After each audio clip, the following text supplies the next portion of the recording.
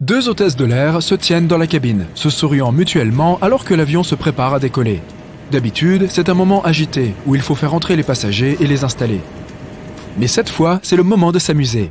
Leur vol est un vol fantôme, dépourvu de passagers. Si tu t'es déjà demandé ce que l'équipage fait pendant les vols vides, tu vas le découvrir. Elles prennent chacun un plateau de service, mais ce n'est pas du tout pour préparer de la nourriture, et elles se dirigent vers deux allées séparées. C'est l'heure du surf dans les allées. Les moteurs s'allument alors que l'avion quitte l'aérogare et se dirige vers le début de la piste. Les hôtesses déposent les plateaux sur le sol et se tiennent debout. Elles s'accrochent au siège et attendent le décollage. Elles rient alors que l'avion accélère rapidement. En un rien de temps, il avale la piste. Alors qu'il s'élève dans les airs, l'intérieur s'incline. Elles lâchent les sièges et comme l'accélération continue, elles font de même, tout droit dans le couloir. La première personne s'écrase à la rangée 8, tandis que la seconde continue jusqu'au bout. Un nouveau record personnel, que c'est bon de gagner. Bien que cela semble exagéré, selon un formateur en sécurité sur le forum de voyage Cora, le surf dans l'allée existe réellement. Les personnes au cœur fragile peuvent choisir de s'asseoir sur le plateau lorsqu'ils glissent vers le bas. L'imagination s'enflamme quant à ce qu'ils peuvent faire d'autre. Des tours à l'intérieur, faire la roue dans les allées, sauter à la corde. Ils peuvent se faire un cinéma en plein vol avec leurs collègues. Discothèque ou karaoké à bord de l'avion. Si tu es un agent de bord et que ton équipage veut faire la fête, choisis une chanson sur l'écran du siège et prends le micro d'annonce. Tes collègues t'attendent. Il n'y a pas de passagers autour de toi pour te voir danser. Tout est permis.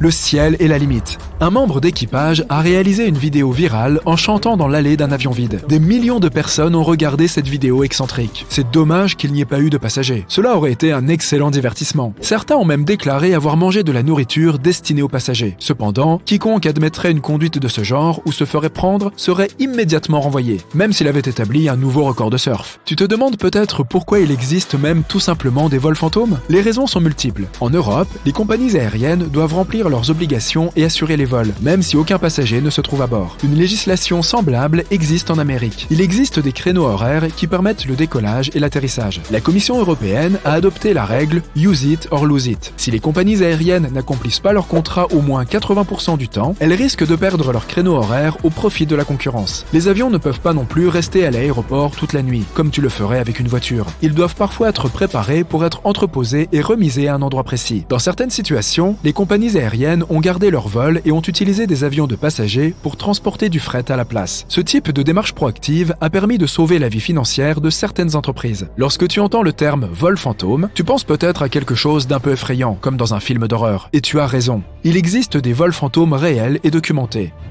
En 1943, un vol en mission de combat a disparu après un raid à Naples. En Libye, une épave a été découverte, mais seulement 15 ans plus tard. Aucun membre de l'équipage n'a été retrouvé. L'année suivante, une deuxième expédition sur le site a trouvé de l'eau suffisamment fraîche pour être bue, du café qui avait encore du goût, des radios et des mitrailleuses en état de marche. Le public était fasciné. C'était un mystère de vol fantôme. Pour la majorité des hôtesses de l'air, les expériences quotidiennes à bord d'un avion vide ne sont pas particulièrement effrayantes ou aussi amusantes que celles de nos surfeurs de couloir. Elles sont bien trop occupées pour tout cela. Quand un avion classique atterrit, les passagers le quittent, laissant derrière eux tout un bazar. Tout le monde n'est pas aussi ordonné que toi et moi. À ce moment-là, les hommes et femmes de ménage se précipitent à bord, aspirent les sols, ramassent les poubelles et essuient toutes les surfaces pour que les nouveaux passagers aient un environnement parfaitement propre. Ils doivent travailler rapidement. Ils ont un délai à respecter. L'avion doit être prêt à redécoller en moins de 80 minutes. Parfois beaucoup moins selon l'appareil. Ce temps s'appelle le turnaround. Plus l'avion reste longtemps sur le tarmac, moins la compagnie aérienne gagne de l'argent. Elles veulent que le temps de rotation soit aussi court que possible. Le temps, c'est de l'argent, après tout. Pendant que l'avion est nettoyé, l'équipe au sol fait le plein de carburant. Plusieurs milliers de litres sont nécessaires en fonction de la taille de l'avion, de son poids et de la longueur du trajet nécessaire. Sans attendre que l'équipe de nettoyage est terminée, l'équipe de la restauration entre dans l'avion. Ils doivent souvent se croiser car les repas sont stockés dans la cuisine. Les repas attribués doivent au moins correspondre au nombre de passagers du vol en cours. Toute réparation mineure, comme réparer un siège déchiré, doit attendre une escale plus longue. Alors que le chaos organisé se poursuit, les soutes à bagages sont vidées par le personnel au sol pendant que les nouveaux bagages arrivent. Certaines des manipulations les plus complexes peuvent consister à déplacer les bagages vers les tapis roulants. Il n'y a pas beaucoup de place et parfois le bagagiste doit s'accroupir pour faire son travail. Il faut beaucoup de force et d'habileté et le temps presse. Les hôtesses sont également occupées. Elles doivent s'assurer que l'équipe de restauration a rangé les repas et les boissons prévus à l'avance à leur place. Elles vérifient leur inventaire et se préparent à l'arrivée des passagers. Elles exercent les muscles de leur visage. Bientôt, le personnel de bord arborera ce sourire en permanence et dira « Bonjour » 200 fois de suite. Bien que les hôtesses et les stewards soient toujours aimables, ils doivent faire face à toutes sortes de comportements, ce qui peut mettre à l'épreuve la patience des plus forts d'entre eux.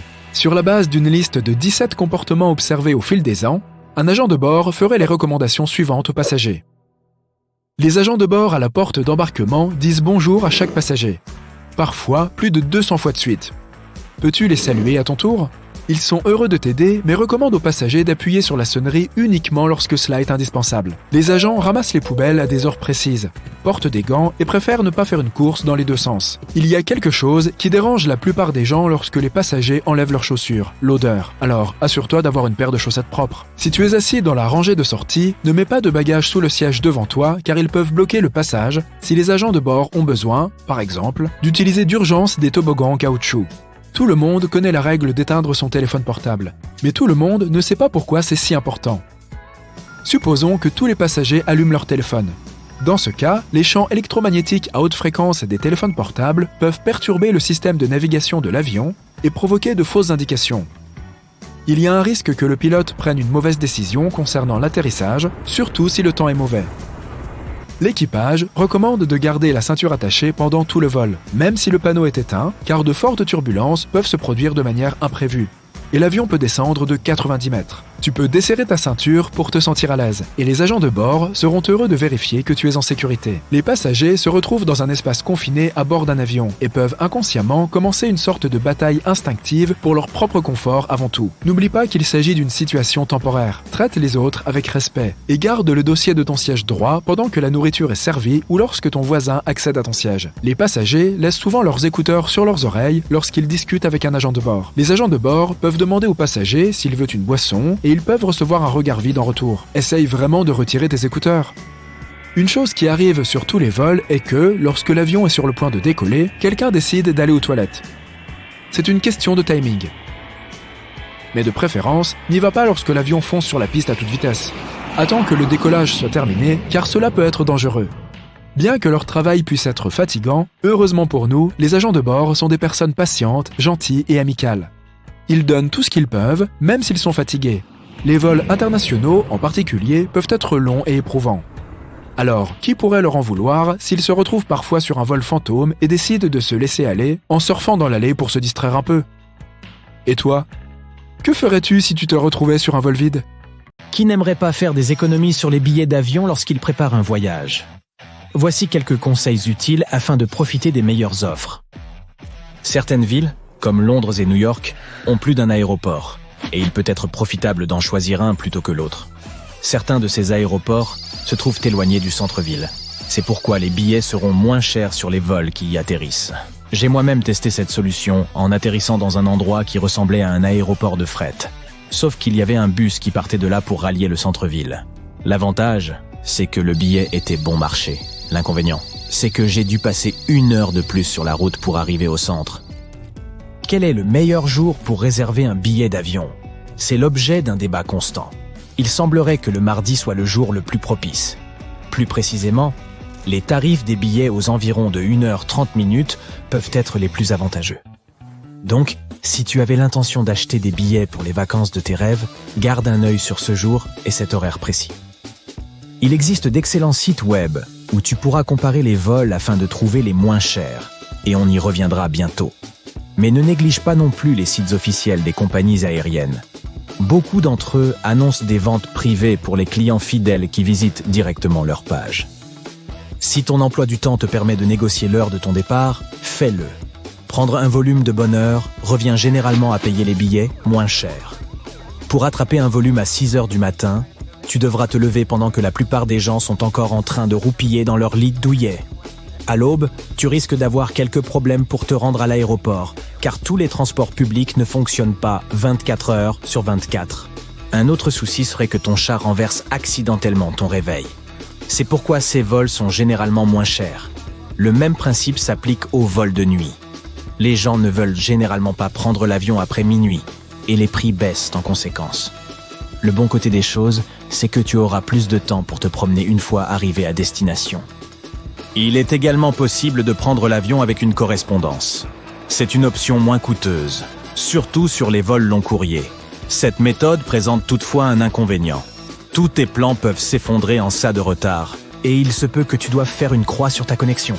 Une autre approche des vols avec correspondance consiste à rechercher d'autres vols au départ du même pays. Les destinations touristiques, les grandes métropoles et les capitales sont généralement plus chères. Il peut donc être intéressant de voyager vers une ville plus petite pour t'envoler ensuite vers ta destination. Beaucoup d'entre nous aiment les cookies, mais probablement pas ceux qui se trouvent dans nos navigateurs. Demeurer incognito dans ta recherche de transport aérien t'aidera à obtenir des vols moins chers. Comment cela se fait-il ? Eh bien, le prix des billets dépend de la demande. Les compagnies exploitent donc les données relatives au nombre de personnes qui recherchent tel ou tel billet. Supposons que tu recherches un volume pour Londres et que tu consultes régulièrement le site web de la compagnie aérienne pour trouver une bonne affaire.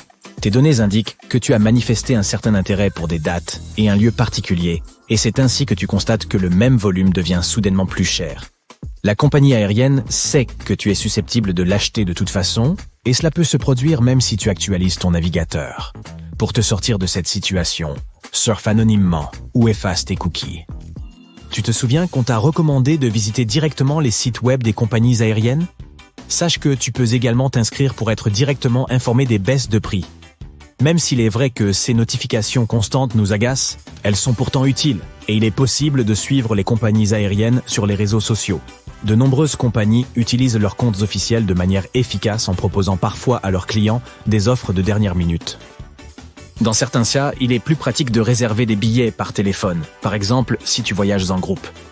Sache toutefois que certaines compagnies aériennes ajoutent des frais supplémentaires à ces réservations effectuées par téléphone. Et cela peut aller jusqu'à 50 €. Avec cet argent, tu aurais pu t'offrir une excursion d'une journée pendant tes vacances au lieu de le dépenser à jacasser au téléphone. Si tu dois absolument effectuer une réservation téléphonique, demande d'emblée à ton interlocuteur s'il compte te facturer des frais supplémentaires pour l'appel. Lors de la recherche d'un billet, tu peux faire semblant de te trouver dans un autre endroit. La meilleure solution consiste à remplacer ton pays de résidence par celui que tu comptes visiter ou par le pays d'origine de la compagnie aérienne. Imaginons que tu te rendes au Japon. En réservant sur le site web de la compagnie aérienne et en changeant de lieu au moyen d'un VPN, tu obtiendras des prix plus avantageux. On avait dit qu'on aborderait le sujet des sites de comparaison de vol. Alors n'attendons plus. Ces sites sont de petits bijoux capables de te fournir les meilleurs tarifs et options de plusieurs compagnies aériennes. Ils recommandent des itinéraires alternatifs que tu n'aurais autrement pas envisagés. Encore une fois, avant de cliquer sur le bouton « Confirmer », prends quelques secondes pour consulter le site web de la compagnie elle-même. Il peut être plus judicieux d'y réserver directement et de s'épargner les frais d'un intermédiaire. Un autre avantage potentiel est la fiabilité de leur service clientèle. Avec certaines compagnies aériennes, la réservation par le biais d'un tiers transformera tout ce processus de communication en un imbroglio sans nom. On va maintenant te faire part d'une stratégie qui te permettra d'avoir toute la rangée rien que pour toi. Imagine que tu voyages avec ton meilleur ami. L'un d'entre vous devrait réserver le siège côté hublot et l'autre le siège côté couloir. Les autres passagers choisiront probablement d'autres sièges et éviteront le siège du milieu. Cependant, cette méthode ne fonctionne pas toujours. Si l'avion est entièrement occupé, il y aura toujours une personne malchanceuse entre vous.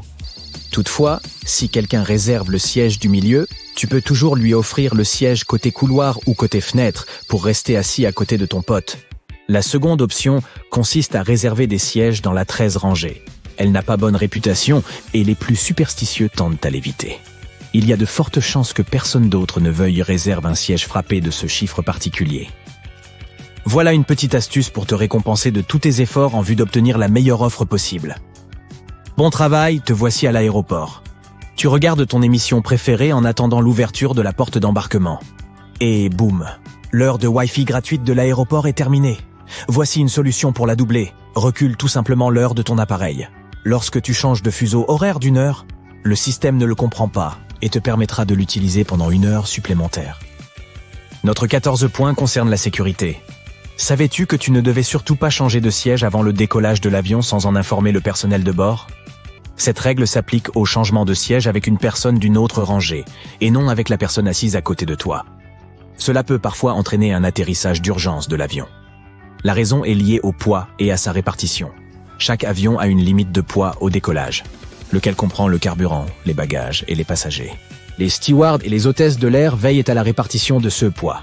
Un pilote l'explique ainsi. Si on se déplace de nos sièges sans le leur demander, on risque de déséquilibrer l'avion. Toutefois, si tu demandes aux hôtesses de l'air à changer de siège, elles te laisseront le faire après le décollage. Évidemment, les gens se lèvent et se déplacent tout le temps dans l'avion, donc ce n'est pas comme si tu ne pouvais pas changer de place du tout, mais il peut être dangereux de le faire sans autorisation. Un long vol t'attend, voire un enchaînement de plusieurs vols, et ça te stresse. Mais ne t'inquiète pas, on va te révéler quelques astuces et secrets de voyageurs expérimentés qui rendront ton voyage plus agréable et plus facile. Tout d'abord, dis-nous la vérité. Est-ce que tu emportes toujours trop de choses ? Si oui, on a une solution pour toi. Essaie d'utiliser tout l'espace dont tu disposes. Par exemple, c'est une bonne idée de mettre les petits objets comme tes chaussettes ou tes sous-vêtements à l'intérieur de tes chaussures. Mets ton écharpe et ta ceinture dans ton sac à main, et ainsi de suite. Si tu voyages avec un sac à dos, place les objets les plus lourds au fond. Essaie aussi de rouler tes vêtements afin qu'ils prennent moins de place et se froissent moins.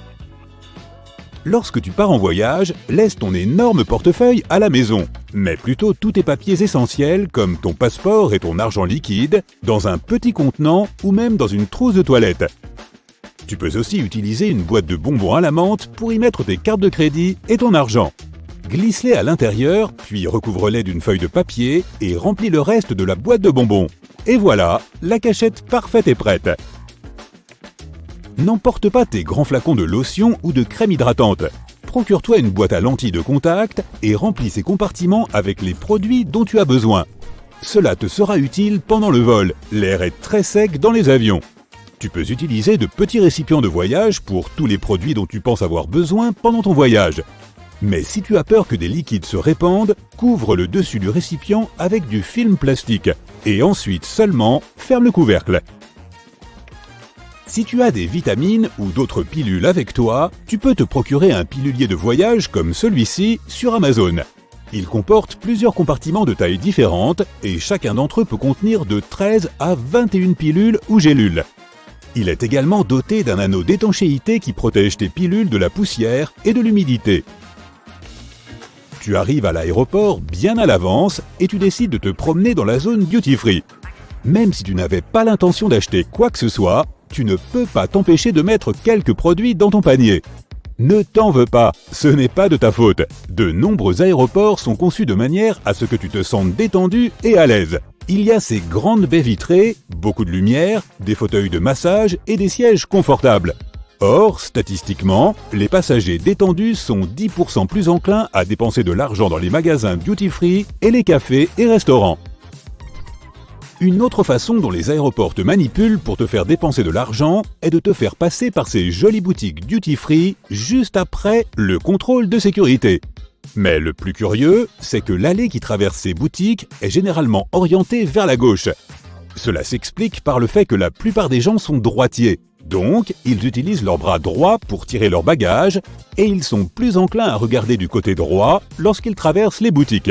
Si la zone duty-free s'oriente vers la gauche, il reste plus d'espace sur la droite, là où les passagers ont le plus tendance à regarder. Au fait, même si les boutiques duty-free ont la réputation d'être moins chères que les magasins en ville, ce n'est pas toujours vrai. Par exemple, les sucreries, les boissons et les parfums sont susceptibles de coûter plus cher à l'aéroport. De plus, tu dois faire attention à ce que tu achètes dans une boutique duty-free si tu as un vol de correspondance.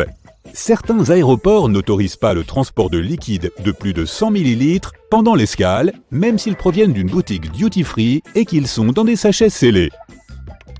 Arriver à l'aéroport 2 heures avant ton vol n'est pas vraiment nécessaire. Bien sûr, dans certains aéroports gigantesques et très fréquentés, 2 heures ne suffisent pas. Mais dans la plupart des cas, cette recommandation n'est qu'un plan astucieux pour te faire dépenser plus d'argent en shopping, en nourriture et en boissons. Après avoir passé tous les contrôles de sécurité et le contrôle des passeports, tu as devant toi l'heure d'or. Il s'agit des 60 minutes pendant lesquelles tu es le plus susceptible d'ouvrir ton portefeuille pour acheter un café et un sandwich, un magazine ou même pour dépenser une somme importante pour un nouveau parfum. Acheter une bouteille d'eau à l'aéroport peut rapidement te ruiner, mais il y a une chose que tout voyageur devrait savoir. L'eau est gratuite dans la plupart des aéroports. Il suffit d'apporter une bouteille d'eau vide au contrôle de sécurité et de trouver une station de remplissage. Ces stations sont généralement situées près des toilettes. Si tu ne trouves pas de station de remplissage, il doit y avoir au moins une fontaine.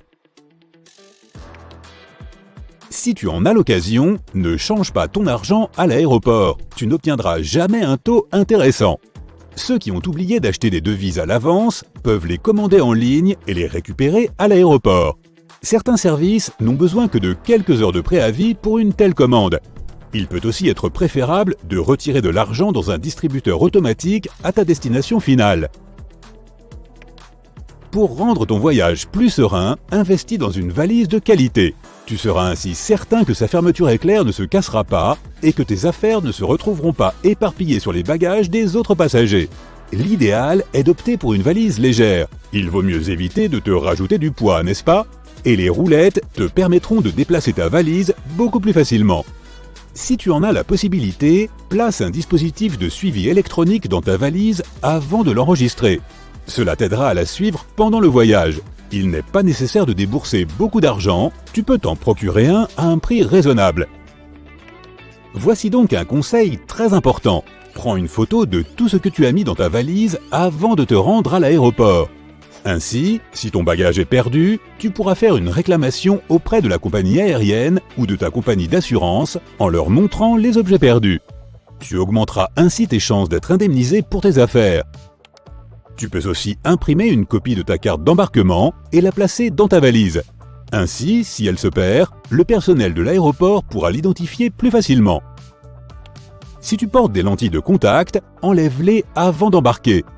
L'air sec de l'avion peut déshydrater tes yeux et rendre tes lentilles très inconfortables. À l'aéroport d'un nouveau pays, tu seras peut-être tenté de goûter à de nouveaux aliments ou d'acheter des snacks inhabituels que tu dégusteras plus tard dans l'avion. Mais ne le fais pas. Si tu manges quelque chose dont tu n'as pas l'habitude avant de prendre l'avion, tu risques de passer plus de temps que prévu dans les toilettes de l'avion. Où est mon passeport ? Ah, le voilà. Ouf. Attends, je n'aurais pas oublié ma carte de crédit au magasin ? Ah non, elle est là. Cela te semble-t-il familier ? Si tu as tendance à t'inquiéter pour tes papiers et cartes, lorsque tu te déplaces dans le chaos de l'aéroport, tu peux te procurer un portefeuille multipoche comme celui-ci. Il est doté d'une sangle réglable et offre suffisamment d'espace pour contenir ton passeport, tes cartes, de l'argent liquide et même tes clés. Si tu voyages en famille, tu peux même te procurer un grand portefeuille de voyage familial. Il est suffisamment spacieux pour contenir tous tes documents et les objets les plus importants que tu dois avoir à portée de main lorsque tu voyages. Et s'il est divisé en plusieurs compartiments nominatifs, tu ne perdras pas de temps à te rappeler dans lequel tu as mis ta carte de crédit. Voici un petit bonus final. Si tu vois les lettres SSSS ou étoile S étoile sur ta carte d'embarquement, prépare-toi à des contrôles de sécurité supplémentaires. Au lieu de ces lettres, il peut y avoir un motif en damier. Si tu as l'un de ces symboles, ton bagage à main peut également subir une inspection approfondie. Pourquoi te choisirait-on pour un contrôle secondaire ? Certains critères sont la réservation d'un aller simple ou le paiement en espèces du billet. Dans certains cas, la sélection est totalement aléatoire.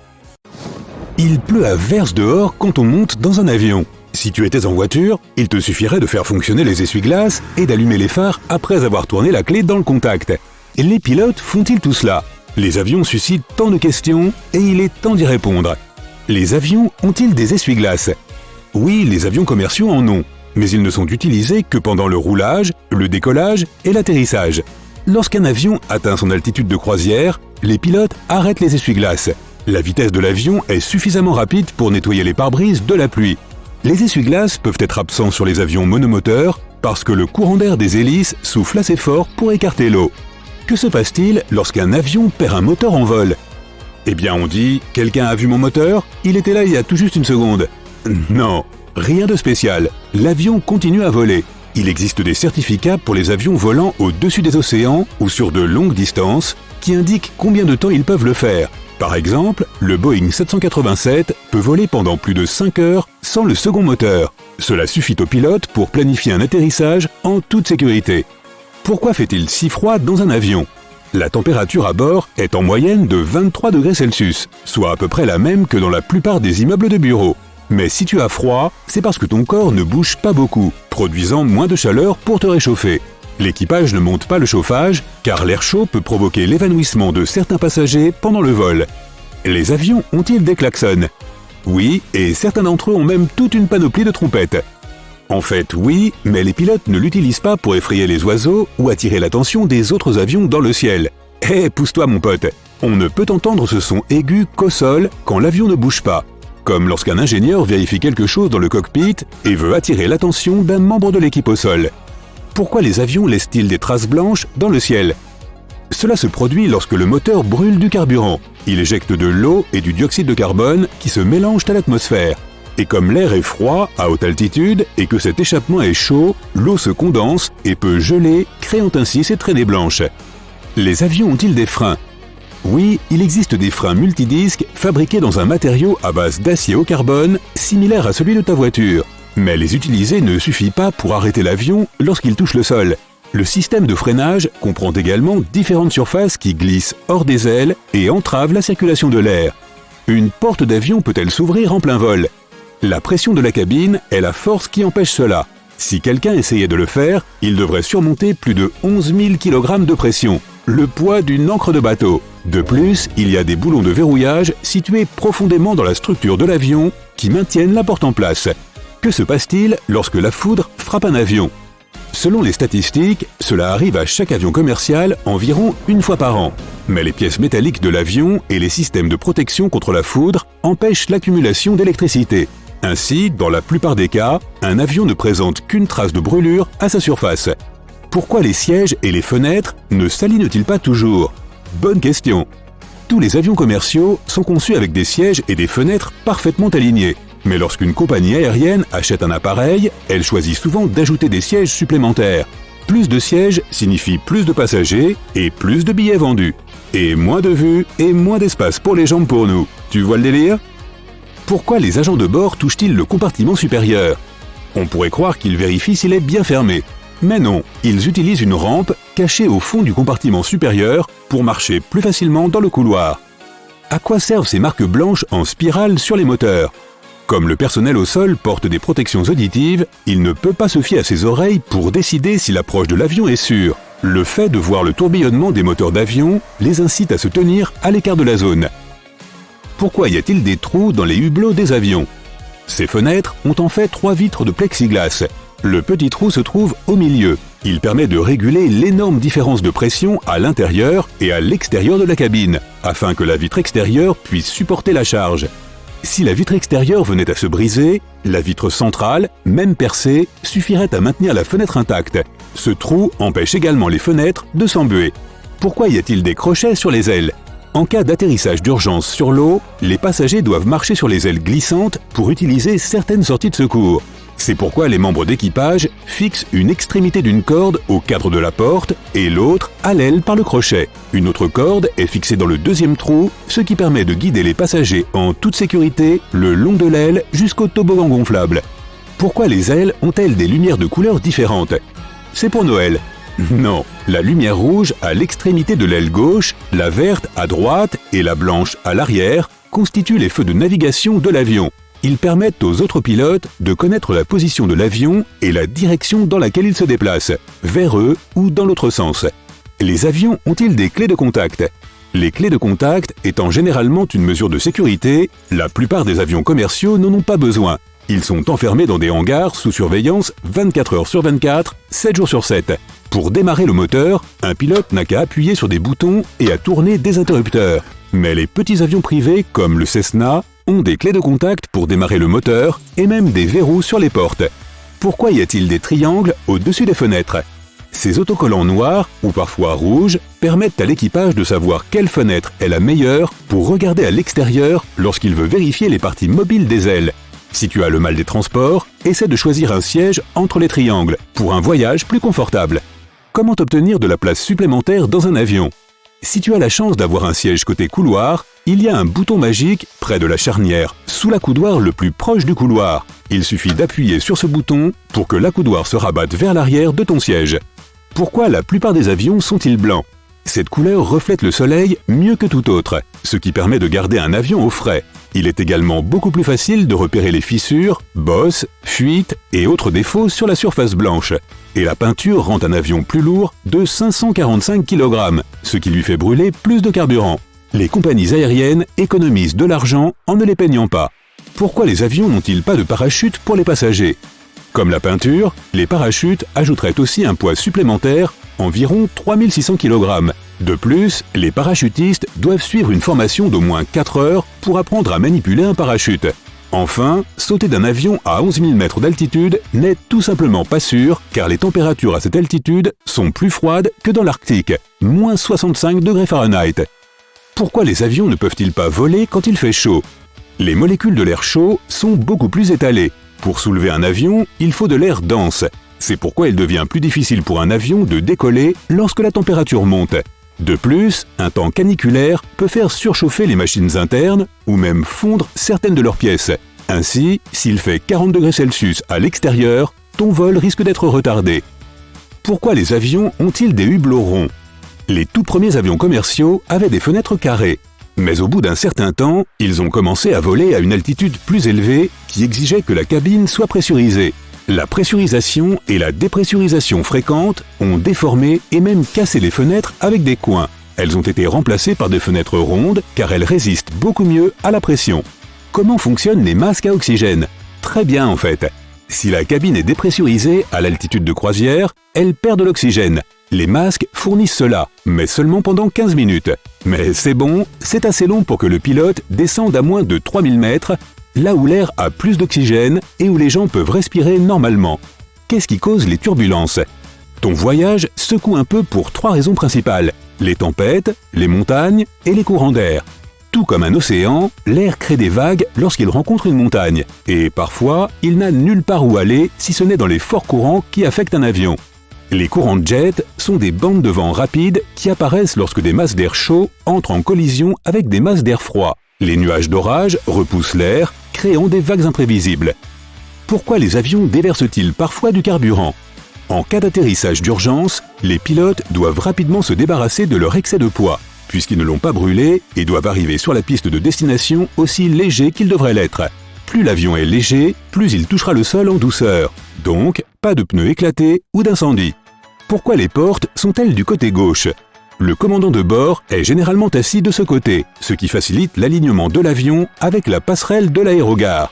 L'avion est ravitaillé en carburant et les bagages sont chargés du côté droit. Si les passagers arrivent sur la gauche, cela ne gêne pas le personnel. Pourquoi réduisent-ils l'intensité des lumières pendant le décollage et l'atterrissage? Il faut jusqu'à 30 minutes à nos yeux pour s'adapter complètement à un environnement sombre. En réduisant la lumière la nuit ou au crépuscule, cela permet de préparer les passagers au cas où ils devraient emprunter une sortie de secours. Les lumières s'éteignent pendant la journée pour économiser la puissance des moteurs. Pourquoi la plupart des sièges d'avion sont-ils bleus? Cette couleur est psychologiquement associée à la sécurité et à la fiabilité, de sorte que les passagers fatigués par le vol se sentent moins anxieux. En plus, les taches et la saleté sont moins visibles sur les sièges bleus. Maintenant, on sait. Un mécanicien de l'Illinois a été appelé pour remorquer un véhicule accidenté. En s'approchant de la Ford Ranger renversée, il a soudain été frappé par l'inspiration. La plupart des gens n'y auraient vu qu'une voiture accidentée, mais cet homme a vu un tout nouveau type de véhicule. Il a pris 2 pick-up, une Ford Ranger et une Ford 150, puis il a passé 6 mois à travailler sur un nouveau véhicule étrange.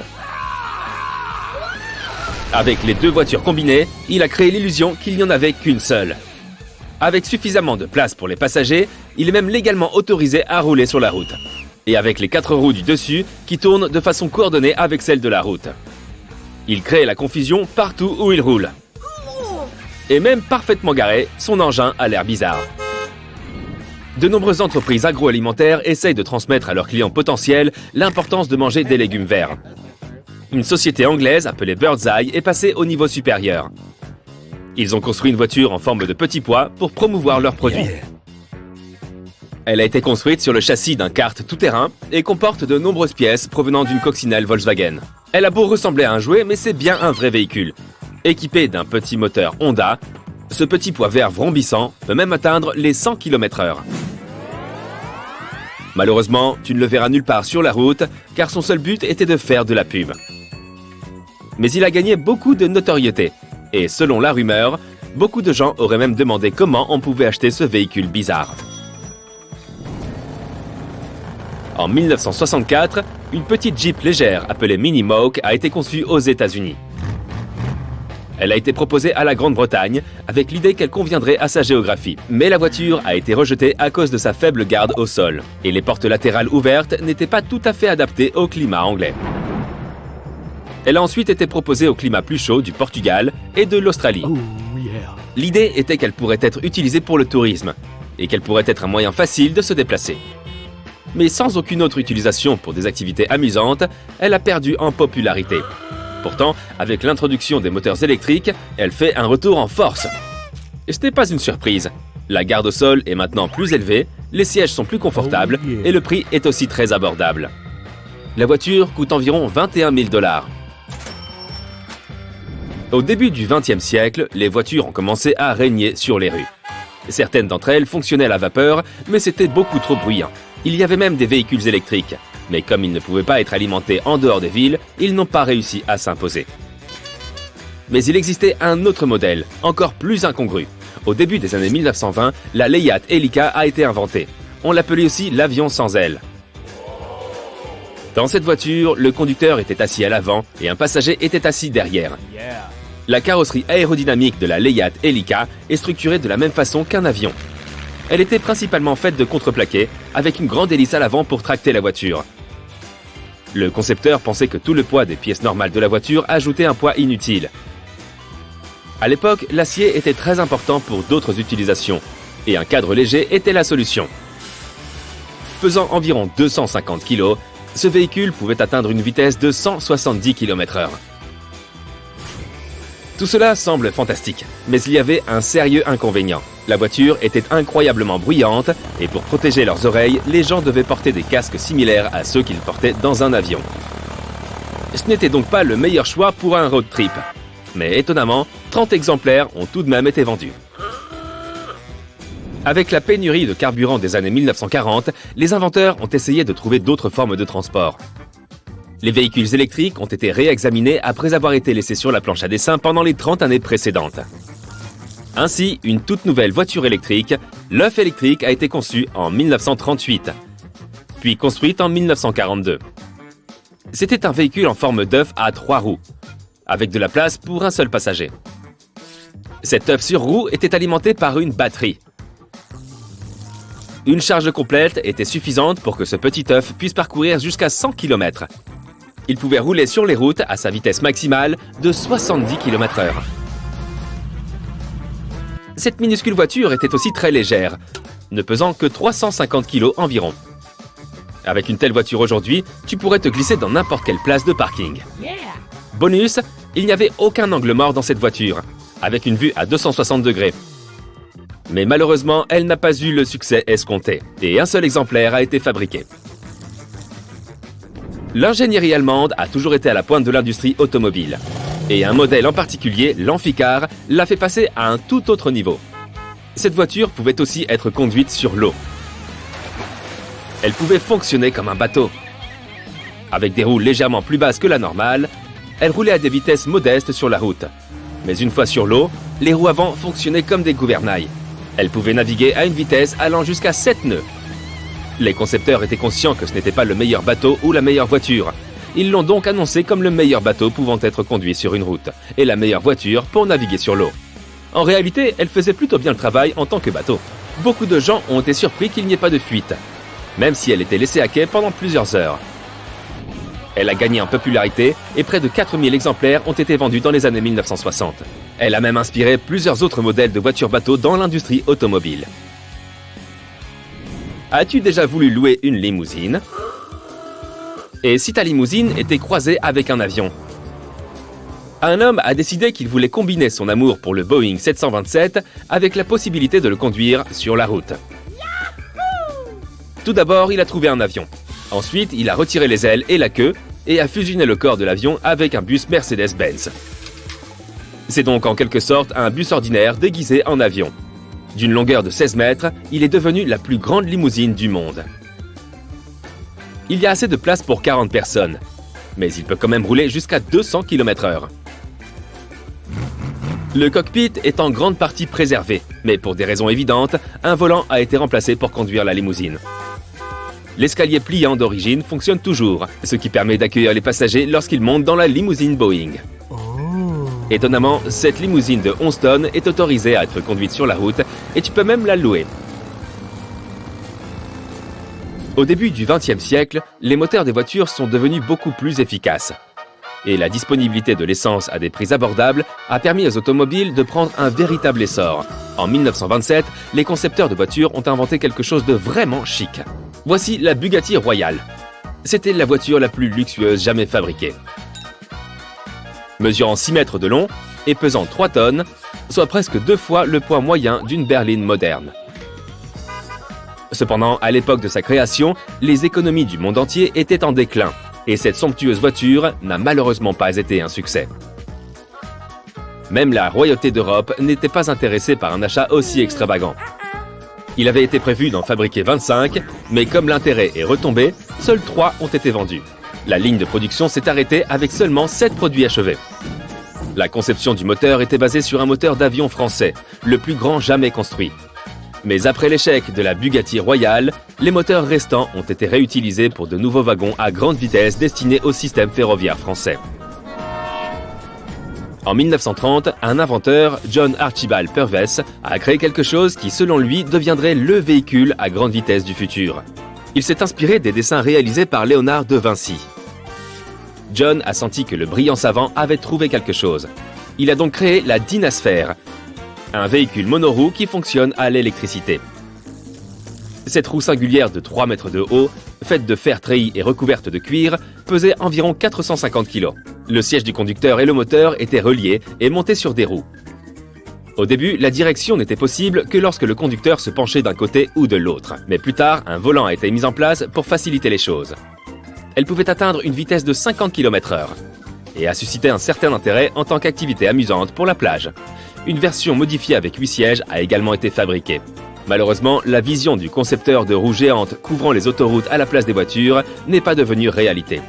Probablement parce qu'il n'avait pas trouvé le moyen de l'empêcher de faire autre chose que de se heurter aux obstacles. L'Himalaya compte certains des plus hauts sommets du monde, dont le mont Everest. Il n'est donc pas surprenant que les avions aient des problèmes pour naviguer dans cette région. Mais pourquoi les avions commerciaux y sont-ils carrément interdits de vol ? Pour commencer, ces montagnes ont une hauteur moyenne de plus de 6100 mètres. Le mont Everest, la plus haute montagne du monde, s'élève à 8850 mètres au-dessus du niveau de la mer. La zone est accidentée, remplie de neige et ne comporte presque aucune surface plane. En cas de dépressurisation soudaine de la cabine, il serait vraiment difficile d'effectuer un atterrissage d'urgence, car il n'y a littéralement aucune zone plate. De plus, l'environnement pauvre en oxygène à une telle altitude signifie qu'il y aura très probablement beaucoup de turbulences. Non seulement c'est très désagréable pour les passagers, mais les mouvements d'air aléatoires et la vitesse élevée du vent font qu'il devient très difficile de manœuvrer l'avion. Cette zone est aussi assez peu peuplée. Il n'y a donc pas grand-chose ici en termes de système radar. Or, les radars sont essentiels à la sécurité aérienne. Sans radar, les pilotes seraient incapables de communiquer avec le sol pour connaître les conditions de vol. Il peut également faire si froid là-haut que le carburant des avions peut totalement geler. Certes, les carburants utilisés dans les avions gèlent généralement à environ moins 45 degrés Celsius. Mais cela pourrait se produire au-dessus de l'Everest.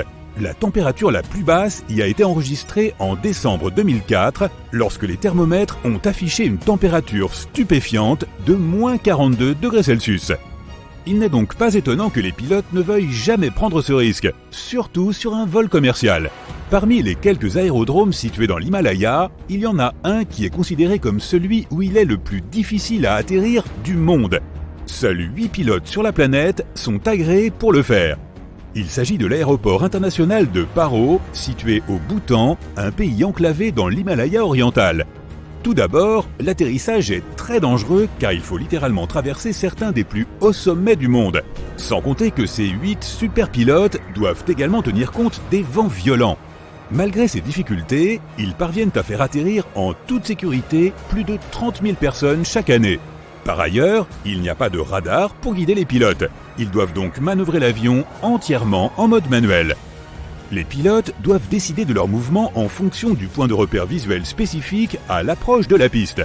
De plus, les vols n'y sont autorisés que de jour et par bonne visibilité. Ces grands professionnels de l'aviation doivent par ailleurs faire attention aux poteaux électriques et aux toits des bâtiments qui surplombent les collines. Cela signifie qu'ils doivent souvent faire se faufiler leurs avions entre les pics montagneux à des angles de 45 degrés avant de se poser rapidement sur la piste. Pas étonnant que seules 2 compagnies aériennes desservent l'aéroport international de Paro. Outre ces pilotes commerciaux, il existe aussi des pilotes d'hélicoptères de sauvetage spécifiquement entraînés, qui ont passé la majeure partie de leur carrière à plus de 6000 mètres dans le ciel. La plupart du temps, ils s'associent à des alpinistes tout aussi expérimentés, qui s'entraînent en traversant la cascade de glace de Khumbu. Elle est surnommée le kilomètre carré le plus dangereux de la planète. Constituée de colonnes de glace aussi hautes que des immeubles de 6 étages, cette immense portion de glacier, située sur le versant ouest de l'Everest, est parsemée de crevasses sans fond. Il faut entre 4 et 12 heures pour aller d'un bord à l'autre de la chute de glace, selon l'expérience du grimpeur. On pourrait penser qu'il s'agit d'un endroit plutôt serein, puisque l'on n'est littéralement entouré que de glace et de neige. Mais les professionnels locaux affirment tout le contraire. Un vétéran de l'Everest a déclaré que le bruit était en fait la pire partie du travail. La montagne produit d'affreux grincements et gémit même parfois. Les gens ont souvent l'impression qu'elle leur parle, les avertissant des périls de cet environnement. Le mont Everest n'est pas la seule zone interdite de vol au monde. Étonnamment, les parcs Disney font également partie de ce club exclusif. Tu ne pourras donc jamais regarder par le hublot de ton avion et admirer la beauté des châteaux de contes de fées de Disney depuis le ciel.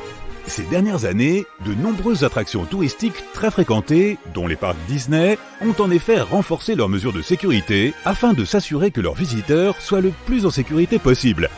Ainsi, aucun avion n'est autorisé à approcher à moins de 900 mètres de Disneyland en Californie ou de Disney World en Floride. Il s'agissait initialement d'une interdiction temporaire, mais cette règle est devenue définitive en 2003. D'autres endroits ne sont pas survolés par les avions en raison de leur importance historique. C'est le cas du Machu Picchu, situé dans la cordillère des Andes péruviennes. On y trouve un grand nombre d'espèces sauvages et de plantes rares qui poussent exclusivement dans cette région. Il est essentiel de les protéger au mieux. Quel rapport avec le fait que les avions ne survolent pas cette zone ? Tout d'abord, cela réduit le volume de produits chimiques nocifs dans la zone. Ensuite, si un avion devait effectuer un atterrissage d'urgence à cet endroit, il causerait des dommages irréversibles aux constructions et à la faune. Étonnamment, les avions peuvent survoler le Parthénon grec à Athènes, mais à une condition, ne pas le survoler à moins de 1500 mètres. De cette façon, le bâtiment historique est un peu mieux protégé contre les atterrissages d'urgence, car il existe des zones spécialement conçues pour cela tout autour. Tu ne pourras pas non plus voir le Taj Mahal d'en haut. Étant donné qu'il s'agit de l'une des pièces d'architecture les plus importantes, les plus anciennes et les plus majestueuses au monde, il a également besoin de dispositifs de sécurité renforcés. Le bâtiment date des années 1600. L'UNESCO l'a inscrit au patrimoine mondial en 1983. Les autorités indiennes ont instauré une zone d'exclusion aérienne au-dessus du bâtiment en 2006. Elles l'ont fait pour protéger non seulement le bâtiment lui-même, mais aussi les foules de touristes qui viennent ici chaque année. 7 à 8 millions de personnes. Tout le monde sait que Buckingham Palace est la résidence du monarque britannique. Pour la sécurité du roi, et avant lui de la reine, une zone d'exclusion aérienne a donc été mise en place, ici aussi. Les avions ne sont pas non plus autorisés à survoler le château de Windsor, afin de s'assurer que la famille royale soit tout aussi protégée. Parmi les autres bâtiments britanniques importants qui font l'objet d'une zone d'exclusion aérienne, citons le 10 Downing Street, la résidence officielle et le bureau du Premier ministre britannique, ainsi que les chambres du Parlement.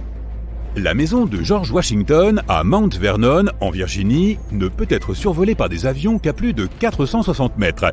Ce manoir historique en bois a été construit pour le président George Washington entre 1758 et 1778. Malheureusement, le bâtiment a subi de nombreux dommages au fil des ans. Aussi, afin de mieux le préserver, les autorités ont décidé d'interdire les vibrations produites par les avions en vol. C'est pourquoi on a établi une zone d'exclusion aérienne à cet endroit aussi. Elle couvre tout l'espace aérien au-dessus de ce monument historique national. C'est probablement la raison pour laquelle on ne voit que rarement des photos de cette maison vue du ciel. Comme il s'agit de la ville de résidence du président des États-Unis, il est également interdit de survoler Washington DC. C'est aussi le siège du Congrès et d'autres institutions publiques. Les autorités ont donc établi une zone de règles de vol spéciale s'étendant sur 48 km autour de l'aéroport international Ronald Reagan. Cela signifie que c'est l'un des aéroports où les décollages et les atterrissages sont les plus précis. Les pilotes doivent composer avec les zones interdites de vol, ce qui entraîne parfois des décollages peu confortables pour les passagers. Chaque fois qu'un pilote pénètre dans une zone interdite de vol, cela provoque un gros pataquès, comme ce qui s'est passé en 2005, lorsqu'un pilote a accidentellement dirigé son avion vers une zone interdite. Le Capitole a dû être évacué immédiatement, et ses activités habituelles ont été interrompues. D'autres capitales du monde ont des exigences similaires, comme Budapest par exemple. Dans la capitale de la Hongrie, les avions ne sont pas autorisés à survoler l'ancienne ville de Pest et les collines de Buda. La quasi-totalité du trafic aérien est également interdite au-dessus de Paris, à quelques exceptions près. Les avions ne peuvent la survoler à moins de 2000 mètres. Les survols en hélicoptère sont également interdits au-dessus de Paris intramuros. Seuls certains appareils effectuant des missions précises peuvent obtenir une autorisation spéciale. Le vol 6 de la Pan American terminait un voyage autour du monde, avec plusieurs escales en chemin. Le 16 octobre 1956, le Boeing 377 Stratocruiser, surnommé Sovereign of the Skies, quittait Honolulu pour se diriger vers San Francisco. Ce devait être sa destination finale, même si personne ne pouvait prédire que ce terme prendrait un sens littéral. L'avion devait commencer son voyage à 19h30, mais des problèmes de maintenance retardèrent l'embarquement de près d'1 heure, et les passagers commençaient à s'impatienter.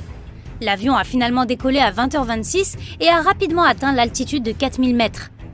À cause de nombreuses turbulences, il fut impossible de servir le dîner. Quelques heures plus tard, les lumières ont été tamisées et les passagers se sont allongés sur des sièges inoccupés afin de se préparer à dormir.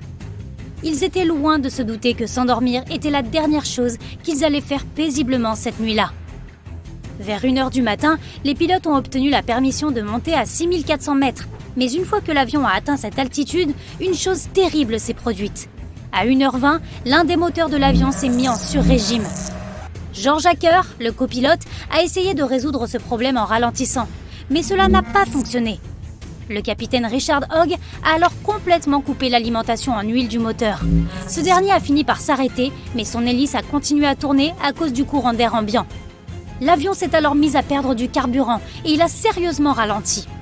L'avion se déplaçait beaucoup trop lentement, à peine 280 km/h. Il perdait également de l'altitude à un rythme de 300 mètres par minute. Les 3 moteurs restants luttaient pour réduire la vitesse de descente. Au moins, ils fonctionnaient encore, et cela donnait un peu d'espoir aux pilotes. Mais tout à coup, le capitaine a remarqué que le 4e moteur commençait à défaillir. Il ne produisait que peu de puissance, alors qu'il fonctionnait à plein régime. À 2h45, l'inévitable se produisit. Le 4e moteur se mit à tousser et les pilotes durent l'arrêter. À présent, l'avion ne volait plus que sur 2 moteurs. Il se déplaçait de plus en plus lentement. Les pilotes ont regardé la quantité de carburant qu'il leur restait et un lourd silence envahit le cockpit. Ils ne pouvaient rien faire d'autre que d'affronter l'horrible vérité. Ils n'avaient plus assez de carburant pour atteindre San Francisco et ne pouvaient pas non plus faire demi-tour en direction de Honolulu. Le commandant a alors envoyé un message radio aux gardes-côtes américains. Panam 90-943, vol 6, je déclare une urgence au-dessus du Pacifique. À cette époque, des gardes-côtes patrouillaient en permanence entre Hawaï et la côte californienne.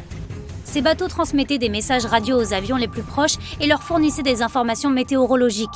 Ils étaient généralement placés près des points de non-retour, ces zones où un avion avait déjà consommé tellement de carburant qu'il ne peut plus faire demi-tour en cas de problème. Cette nuit-là, le Pontchartrain était de patrouille, un navire de 78 mètres, et William Earl en était le commandant. L'avion s'est dirigé vers le bateau et s'est stabilisé à une altitude de 600 mètres. Puis il a commencé à voler au-dessus du navire en faisant de grands cercles et en attendant le lever du jour. Il était crucial de voir quelque chose car les pilotes devaient aligner les ailes de l'avion avec le niveau de l'océan, ce qui était impossible dans le noir. De jour, il serait également plus facile de secourir tous les passagers. La décision de faire amérir un avion transportant 24 passagers et 7 membres d'équipage n'a pas été facile à prendre pour le commandant. Il devait prendre de nombreux facteurs en compte. Dois-je me débarrasser du carburant pour alléger l'avion ? Dois-je amérir maintenant ou attendre le lever du jour et avoir une meilleure visibilité ? Mais une chose était sûre, ayant perdu 2 moteurs, l'avion brûlait du carburant trop vite. Il n'y avait donc pas d'autre solution que d'amérir sur l'océan. Alors que le Stratocruiser tournait autour des gardes-côtes, il a réussi à remonter à 1500 mètres d'altitude, ce qui eut pour avantage de consommer plus de carburant et donc de le rendre plus léger. C'était une bonne chose, plus l'avion est léger, plus il flottera longtemps à la surface de l'eau. En plus, cela réduit le risque d'incendie après un atterrissage en catastrophe. Le commandant avait entendu parler d'un accident survenu à un autre avion de la Pan Am, dont la queue s'était détachée. Il a alors demandé aux passagers assis à l'arrière de se déplacer vers l'avant de l'avion. Ceux qui étaient assis près des moteurs ont également dû se déplacer. Les hôtesses ont rangé tous les objets non fixes de la cabine et ont expliqué aux passagers ce à quoi ils devaient s'attendre. Dès le début des problèmes, les membres de l'équipage ont fait de leur mieux pour calmer les passagers terrifiés. Lorsque ces derniers ont appris que l'avion allait tourner et qu'il n'allait pas amérir en pleine nuit, ils ont été extrêmement soulagés.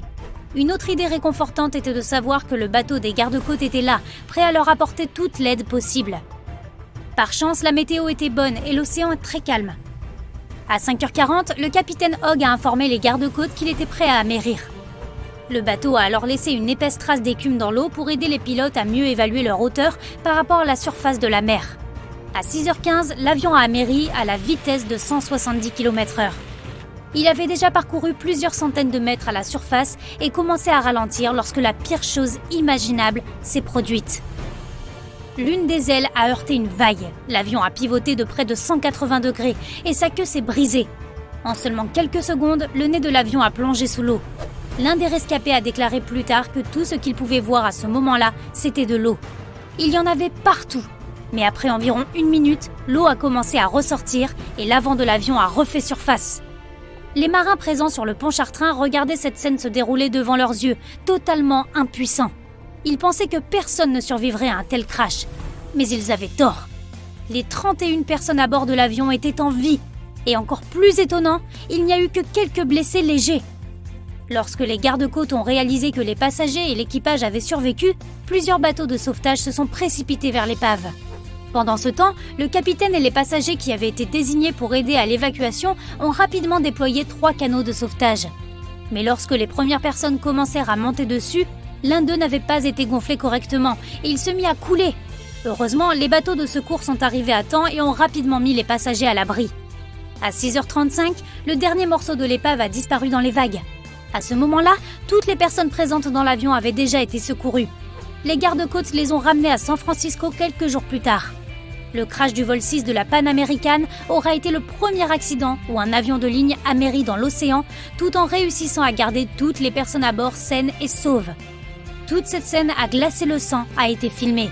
Les radeaux de sauvetage flottant à côté de l'avion, les survivants transférés sur les bateaux de sauvetage, l'avion qui coule rapidement et disparaît dans les flots. Quelques temps plus tard, tous les membres de l'équipage ont été récompensés pour avoir su faire face à une telle situation, tout en assurant la sécurité des passagers. Le capitaine Richard Hogg a été le premier à recevoir un Civilian Airmanship Award, qui récompense les actes de bravoure les plus remarquables. Le ciel est-il comme un désert ? Un avion de ligne peut-il aller plus vite que la vitesse du son ? Peut-on réparer un avion avec un morceau de ruban adhésif ? Voyons si tes intuitions sont bonnes dans ce super quiz mythe ou réalité sur les avions. N'oublie pas de noter tes bonnes réponses et de partager ton score dans les commentaires. Alors, en voici une première pour toi. Les avions de ligne sont plus économes en carburant que ta voiture. Vrai ou faux ? Eh bien, c'est vrai. Les vols commerciaux sont plus économes en carburant par personne et par kilomètre que les voitures, et ce depuis plus d'une décennie. Des technologies plus avancées et un plus grand nombre de passagers par avion ont permis de réduire la consommation d'énergie des voyages en avion de près de 74%. Quant aux voitures, la baisse n'a été que de 57%. Ok, qu'est-ce que tu penses de ça ? Il n'y a pas de rangée 13 dans un avion. Maintenant que j'y réfléchis, je n'ai jamais vu de 13A ni aucune lettre à côté de ce numéro sur une carte d'embarquement. Et toi ? C'est vrai, mais seulement en partie. Dans les pays où l'on considère que le nombre 13 porte malheur, il n'existe pas de rangée 13. Mais dans d'autres pays, le numéro manquant sera différent en fonction des superstitions locales. Ouvrir une porte d'avion pendant un vol est un véritable risque pour la sécurité. Cela semble plutôt terrifiant, mais est-ce vrai? Tu peux te détendre, ce n'est qu'un mythe. D'abord, les portes sont verrouillées, mais même si elles ne l'étaient pas, personne ne pourrait ouvrir la porte d'un avion en vol. C'est physiquement impossible. La pression de la cabine ne le permet pas. Lorsqu'un avion est à son altitude de croisière, il est pressurisé. La différence de pression entre l'intérieur et l'extérieur est énorme. En d'autres termes, la pression à l'intérieur de la cabine pousse la porte et empêche son ouverture. Encore mieux, les portes d'avion sont dites portes de type bouchon, ce qui veut dire que le bord intérieur est plus large que le bord extérieur. Ainsi, elles fonctionnent comme le bouchon d'une baignoire, bloquant l'ouverture de manière tout à fait sécurisée. Ta peau est plus sèche dans un avion qu'elle ne le serait au milieu du Sahara. Qu'est-ce que tu en dis? Si tu penses que c'est vrai, tu as tout à fait raison. La cabine d'un avion est pressurisée et l'humidité y est fixée à 20%. À titre de comparaison, dans le désert du Sahara, l'humidité moyenne de l'air est d'environ 25% et ta peau est habituée à au moins 40% d'humidité. C'est pourquoi tu as le nez et la gorge si secs quand tu prends l'avion. Il y a plusieurs années, quelqu'un a posté une photo sur internet qui est devenue virale en un rien de temps. Sur cette image, on voyait le technicien d'une compagnie aérienne. Il semblait réparer un avion avec du ruban adhésif en toile. Alors voici la question, cela peut-il être vrai ou s'agissait-il simplement d'un montage? La réponse n'est pas si simple. Il ne s'agissait pas d'un ruban adhésif ordinaire, donc en partie ce fait est un mythe. Mais il s'agissait bien d'une sorte de ruban adhésif, connu sous le nom de speed tape. Il coûte environ 700 $ par rouleau. C'est un ruban adhésif en aluminium que l'on utilise pour de petites réparations temporaires, en attendant de pouvoir faire de vraies réparations. Est-il vrai que les pilotes évitent le triangle des Bermudes? Après tout, il a si mauvaise réputation. Les navires et les avions semblent disparaître en grand nombre dans cette région. Ce n'est évidemment qu'un mythe. Aujourd'hui, nous savons qu'il n'y a aucun danger particulier à survoler le triangle des Bermudes, et des avions traversent cette région tous les jours. Les avions volent en général tout seuls, grâce au système de pilotage automatique qui font tout le travail. Mythe ou vérité? Qu'est-ce que tu en penses? C'est un mythe très répandu. De nombreuses personnes pensent que les avions sont dotés de mécanismes complètement automatisés qui leur permettent de se piloter tout seuls. Et les pilotes ne seraient là qu'en renfort. Mais en réalité, voler est bien un travail manuel. Il nécessite une attention constante et un équipage compétent. Il y avait autrefois un avion de ligne qui volait 2 fois plus vite que la vitesse du son. Est-ce que c'est vrai ou est-ce que c'est complètement tiré par les cheveux? Ce fait n'est absolument pas un mythe. Le Concorde pouvait atteindre une vitesse de 2140 km/h. C'est beaucoup plus rapide que la vitesse du son, qui est d'environ 1234 km/h, soit en effet presque 2 fois plus lent que le Concorde. Tu as sûrement déjà entendu parler de ce fait ahurissant. Les avions videraient leurs toilettes en plein vol. C'est complètement fou. Mais est-ce vrai? Heureusement, il ne s'agit que d'un mythe. Il n'y a pas une once de vérité là-dedans. Les toilettes des avions utilisent un système d'aspiration qui déplace le contenu de la cuvette vers un réservoir spécial. Celui-ci est situé dans la partie arrière de l'avion. Et ce réservoir n'est vidé qu'après l'atterrissage. Ah! Voilà une question épineuse. Un avion qui vole vers l'est atteindrait des vitesses plus élevées. Selon toi, la vitesse dépend-elle vraiment de la direction de l'appareil? Et c'est vrai. Cela est rendu possible par les vents de haute altitude, également connus sous le nom de courant jet. Ils soufflent à une vitesse comprise entre 241 et 482 km/h. Et comme notre planète tourne d'est en ouest, les avions qui se déplacent dans cette direction peuvent utiliser ces vents pour se déplacer plus rapidement. Penses-tu que les pilotes contrôlent le flux d'air afin que les passagers restent détendus, s'assoupissent et en même temps pour économiser du carburant? Il s'agit sans aucun doute d'un mythe. Si tu poses cette question à un pilote, il te répondra que c'est totalement ridicule. La vérité, c'est que la pressurisation détermine le niveau d'oxygène dans la cabine. En voici une autre. La plus grande tour de contrôle de trafic aérien au monde est aussi haute qu'un gratte-ciel. Est-ce que tu penses que c'est vrai ou s'agit-il encore d'un mythe? Je sais, c'est difficile à croire, mais c'est vrai. Pour atterrir, un avion a besoin des feux de piste et des balises de l'aéroport. Et ils sont sous la responsabilité de la tour de contrôle. Elle gère également la circulation au sol. Pas étonnant que de telles constructions doivent être très hautes. Le nouvel aéroport international de Bangkok, en Thaïlande, possède une tour de 132 mètres de haut. Sa hauteur est à peu près égale à celle d'un immeuble de 40 étages. La construction de cette tour a coûté 18 millions d'euros. J'ai une autre question difficile pour toi. La sensibilité de tes papilles gustatives diminuerait de 30% pendant un vol. Vrai ou faux? C'est vrai. La pression dans la cabine, associée à la sécheresse de l'air, engourdit un peu tes papilles. Mais le plus curieux ici, c'est que cela affecte surtout les saveurs salées et sucrées. Si on te sert quelque chose d'épicé ou d'amer, tu n'auras aucun problème pour le savoir. Les traiteurs des compagnies aériennes essayent de tenir compte de la sensibilité réduite de tes papilles gustatives lorsqu'ils préparent les repas des avions. Ils doivent modifier nos bonnes vieilles recettes afin que tes aliments aient meilleur goût. Dans le cas où la cabine est dépressurisée, ton masque à oxygène est immédiatement disponible et tu peux te détendre et respirer. Tu peux même l'utiliser jusqu'à la fin du vol. J'aimerais bien que ce soit vrai, mais est-ce le cas? Malheureusement, ce n'est qu'un mythe. Les masques à oxygène des passagers fournissent généralement suffisamment d'air pour respirer normalement pendant 10 à 15 minutes. En d'autres termes, il ne s'agit là que d'une solution temporaire. Mais dans la plupart des cas, ce temps est suffisant pour que l'avion descende à 3050 mètres. Et à cette altitude, nous n'avons pas besoin de masque pour respirer. Comme les avions descendent très vite, l'oxygène supplémentaire n'est nécessaire que pendant quelques minutes, tout au plus. D'ailleurs, les systèmes d'oxygène sont régulièrement testés lors des contrôles de maintenance. De plus, le flux d'oxygène des passagers et des pilotes ne dépend pas de l'électricité. Les masques utilisent des générateurs d'oxygène individuels. Ainsi, même s'il y a un problème d'électricité à bord, l'arrivée d'oxygène ne sera pas coupée. Beaucoup de gens disent que l'avion est le moyen de transport le plus sûr. Qu'est-ce que tu en penses? C'est un mythe. L'avion est le deuxième moyen de transport le plus sûr. Des études ont démontré que l'ascenseur est plus sûr que l'avion. Malheureusement, ce n'est pas comme ça que tu pourras te rendre aux Bahamas. Ok, cette dernière question était une blague. Statistiquement, l'avion est effectivement le moyen le plus sûr de voyager. Alors, combien de bonnes réponses as-tu eues? Dis-le-moi dans les commentaires ci-dessous. Moi, j'ai fait 8. Pas génial. Sais-tu ce que c'est d'être obsédé par un seul mystère tout au long de ta vie? Non?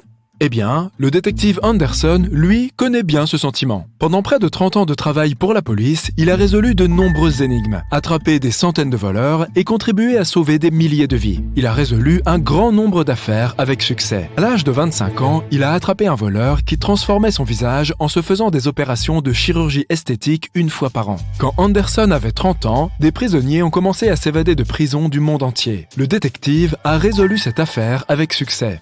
À l'âge de 38 ans, il a découvert la base secrète d'une secte interdite dans la bouche d'un volcan. Dans la cinquantaine, il a réussi à expliquer toutes les choses les plus inexplicables du monde. Mais il restait une affaire qu'il ne parvenait pas à résoudre. Il s'agissait de 2 mystères des années 50, des cas d'avions disparus. Toutes ces années, Anderson a fait défiler les détails de cette énigme. Malheureusement, il était trop jeune quand cette histoire a commencé. Il n'avait que des suppositions et des notes. Mais aujourd'hui, une pensée soudaine l'a frappé. Pour la première fois depuis de nombreuses années, il sent qu'il pouvait enfin résoudre ce mystère. Mais pour cela, il doit se plonger à nouveau dans cette histoire. Il a donc ouvert le placard et en a sorti 2 vieux magazines contenant des articles détaillés sur ces incidents. Le premier s'est produit pendant l'été 1955, le 1er juillet exactement.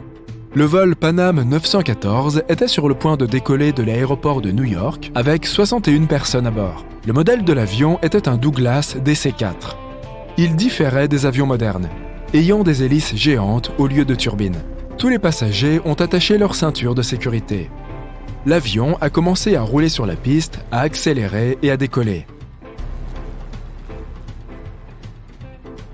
L'avion allait en Floride, un vol de 3 heures. Les contrôleurs aériens surveillaient l'avion sur leur radar quand soudain, le Pan Am 914 a disparu. L'opérateur a essayé de contacter le pilote, mais n'a reçu aucune réponse. New York a signalé l'incident à la Floride. Ils ont répondu qu'ils ne voyaient pas l'avion non plus. Habituellement, les pilotes préviennent par radio si l'avion est sur le point de s'écraser ou entre dans une tempête. Mais cette fois-ci, rien. Après plusieurs tentatives infructueuses pour établir la connexion, ils ont déployé des opérations de recherche à grande échelle. La communication avec l'avion a été interrompue alors qu'il survolait l'océan Atlantique. La compagnie aérienne a donc dû admettre que l'avion s'était abîmé dans l'eau. Mais cette version n'était étayée par aucune preuve. Lorsque les avions tombent de cette façon, les sauveteurs trouvent des débris flottants. Certaines parties de la cabine ou des bagages remontent toujours à la surface. Or, cette fois, les sauveteurs n'ont rien trouvé. L'avion n'a pas émis de signaux de détresse et n'a laissé aucune trace de l'accident. On aurait dit qu'il avait simplement disparu dans les airs. Les gens ont oublié cette catastrophe pendant 37 ans. Et puis, quelque chose de bizarre s'est produit. 1992, Venezuela, aéroport de Caracas. La tour de contrôle a reçu un signal concernant un avion inconnu qui s'approchait d'eux. C'était bizarre, car il n'était pas censé être là. Il n'y avait aucun vol prévu à cette heure-là. L'avion était en train d'atterrir. L'aiguilleur et le reste du personnel de l'aéroport ont compris que quelque chose clochait. L'avion avait l'air vieux, avec d'énormes hélices au lieu de turbines. Après avoir atterri, le pilote a contacté l'aéroport. « Où sommes-nous » L'aiguilleur lui a demandé de s'identifier. Quelques secondes plus tard, il a reçu une réponse. « Nous sommes le vol Pan Am 914, parti de New York pour la Floride, avec un équipage de 4 personnes et 57 passagers à bord. » L'aiguilleur ne savait pas quoi faire. Lui et le personnel de l'aéroport ont compris à quel genre d'avion ils avaient affaire. Que faisait cet avion 37 ans plus tard et à près de 2000 km de sa destination ? Après quelques secondes, l'aiguilleur a allumé son micro et a dit « Nous sommes le 9 septembre 1992. Vous êtes au courant ?» Une longue pause a suivi. Puis, le pilote a répondu paniqué. « Oh non, Jimmy, où sommes-nous? Non, ne vous approchez pas, partons d'ici tout de suite !» Le personnel de l'aéroport a vu le pilote agiter ses mains d'horreur à travers la vitre. Puis, il a démarré les moteurs et roulé vers la piste. Le Pan Am 914 a augmenté sa vitesse et a décollé. L'aiguilleur a essayé de l'arrêter, mais le pilote n'a pas répondu. L'avion a disparu dans le ciel et personne n'en a plus entendu parler depuis ce jour-là. Le détective Anderson a fini de lire l'article. Il fronce les sourcils et regarde par la fenêtre. Des gouttes de pluie frappent la vitre. La tempête à l'extérieur correspond parfaitement à ce qui se passe dans son esprit à ce moment-là. Il a l'air de savoir ce qui est arrivé à cet avion. Tous les indices sont là, sous ses yeux. Mais pour en être sûr, Anderson doit passer à l'affaire suivante. Il s'agit d'un autre article daté de 1989. Celle-ci s'est produite en 1954. Le vol 513 de Santiago Airlines a décollé de l'aéroport d'Allemagne de l'Ouest. L'avion devait atterrir au Brésil 18 heures plus tard. Il y avait 88 passagers et 4 membres d'équipage à bord. L'avion est passé derrière des nuages et a disparu des écrans radars. Les contrôleurs aériens ont essayé de contacter les pilotes mais n'ont pas reçu de réponse. 18 heures plus tard, ils ont contacté l'aéroport du Brésil. Les aiguilleurs brésiliens ne pouvaient pas confirmer l'atterrissage de l'avion et ne pouvaient pas non plus contacter les pilotes. L'opération de recherche a duré plusieurs mois, mais ils n'ont rien trouvé. Tout comme dans l'affaire du Pan Am 914. L'avion a disparu des radars alors qu'il survolait l'océan Atlantique. 2 ans plus tard, l'opération de recherche a pris fin et Santiago Airlines a cessé ses activités. Le 12 octobre 1989, les contrôleurs de l'aéroport au Brésil ont remarqué un avion de tourisme apparaître soudainement sur leur radar. Il n'a pas répondu aux questions du personnel de l'aéroport et s'est contenté de tourner au-dessus de l'aéroport. Au bout de quelques minutes, l'avion a atterri et rien. Personne n'a ouvert la porte. Les passagers ne sont pas sortis. Les pilotes n'ont pas répondu. L'avion était en parfait état. Un des aiguilleurs a réalisé qu'il s'agissait du vol 513 de Santiago Airlines, considéré comme perdu depuis 35 ans. Le personnel de l'aéroport s'est approché de l'avion et a ouvert les portes. Ce qu'ils ont vu les a terrifiés. La police, le personnel des douanes, les médecins, les détectives et d'autres membres du personnel de l'aéroport se sont rassemblés autour de l'avion. Personne ne savait quoi faire. Il n'y avait aucune personne vivante à bord qui pouvait expliquer ce qui s'était passé. L'avion avait disparu en 1954 et est réapparu 35 ans plus tard en parfait état, sans aucun dommage. Jusqu'à aujourd'hui, personne n'a compris ce qui s'est passé. Le détective Anderson a remarqué que ces deux histoires étaient très similaires. Le Pan Am 914 a disparu en 1955. Santiago Airlines 513 a disparu en 1954. La différence était de presque 1 an. Anderson s'est gratté la tête et a remarqué un autre petit détail. Les deux avions ont disparu des radars au moment où ils survolaient l'océan Atlantique. Il existe de nombreux mythes sur les vaisseaux fantômes et les phénomènes mystérieux liés au triangle des Bermudes. Le détective Anderson connaissait ces histoires, mais ces 2 avions disparus l'ont rendu perplexe. Il a regardé 2 articles et a tout compris. Exactement, la solution était là, juste devant ses yeux. Les 2 histoires ont été écrites dans le même journal. Il n'y avait pas d'aiguilleur qui communiquait avec les avions. On ne savait rien des passagers. Aucun journal, sauf celui-ci, n'a publié d'informations sur ces avions disparus. Il semble qu'ils aient simplement pris la même histoire et changé les dates, les lieux et les noms des vols. Oui, l'affaire était résolue. Tout était faux. La pluie s'est arrêtée, le détective Anderson a regardé par la fenêtre et a entendu le bruit d'un train qui passait. Il s'est souvenu d'une autre histoire bizarre et inventée. Une histoire de train fantôme. Elle a eu lieu en Italie en 1911. 100 passagers sont montés dans le train de la compagnie ferroviaire Zanetti. Il a traversé une région montagneuse pittoresque et est entré dans un tunnel de montagne et a disparu. Personne n'a revu le train depuis. Tous les passagers étaient perdus, mais pas pour longtemps. Ils sont réapparus dans le passé. Dans des documents datant de 1845, un médecin inconnu de Mexico a écrit au sujet d'une centaine d'Italiens qui seraient apparus dans la ville de nulle part. Ils étaient tous habillés de façon étrange et parlaient d'un train mystérieux. C'était une histoire complètement inventée. Il n'y avait aucune preuve ni aucun document concernant ce train et les personnes qui y étaient montées. Ford a interrompu ses pensées. Le détective Anderson a décroché le téléphone. Il a écouté silencieusement la personne à l'autre bout du fil. 1 minute plus tard, il a répondu « Oui ». Le détective a reposé le téléphone. C'était un nouveau mystère à résoudre. Dans le désert du Sahara, les habitants ont remarqué un énorme navire qui s'est perdu dans le Pacifique Sud il y a 27 ans. Il n'y avait pas d'équipage à bord, pas de cargaison et pas de drapeau. Personne ne sait comment il est apparu parmi le sable, mais de la boue s'est formée autour de lui à cause de l'humidité. On aurait dit que le bateau s'était téléporté là depuis l'océan.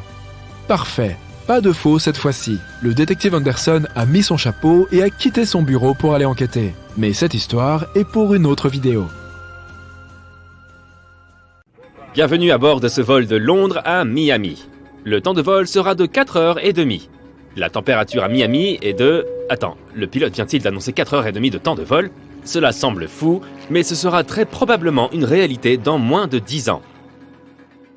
Boom Supersonic, un fabricant d'avions, travaille sur un jet supersonique pour passagers appelé Overture, qui pourra transporter 65 à 80 personnes à une vitesse 2 fois supérieure à celle des avions de ligne actuels. L'une des principales compagnies aériennes américaines est déjà intéressée par l'achat de 40 appareils. L'aéronef, qui va coûter 200 millions de dollars, a récemment passé les tests en soufflerie. Si tout va bien, le premier prototype complet de l'Overture sortira de la chaîne de production en 2025 et voyagera à près de 2 fois la vitesse du son.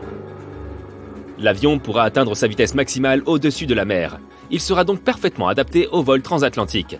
Et par exemple, voyager de New York à Paris ne devrait pas prendre plus de 4 heures. Mais d'abord, il devra obtenir toutes les autorisations officielles pour le faire.